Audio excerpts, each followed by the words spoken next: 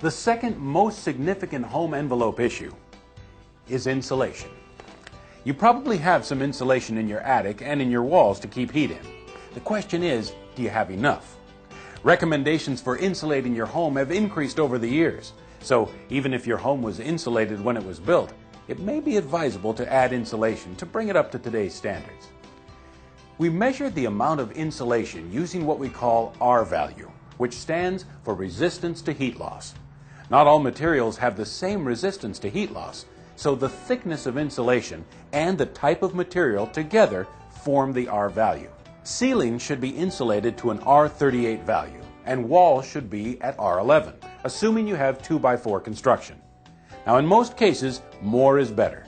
Also, if your floor extends over an unheated space, it should be insulated to the maximum amount allowed by the size of your floor joists.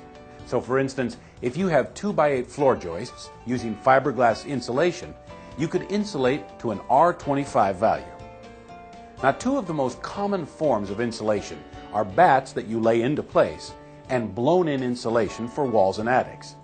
The payback period for adding insulation depends on the materials you use and whether you choose to do the work yourself or bring in a contractor. When installing extra insulation in your attic and floor, ensure that the area is well vented. Otherwise, moisture can build up in the attic or crawl space. If you do choose to install insulation yourself, remember that the vapor barrier always faces toward the heated side of the home. And if you're adding to your existing insulation, don't use insulation with a vapor barrier, because this will cause moisture buildup between the layers.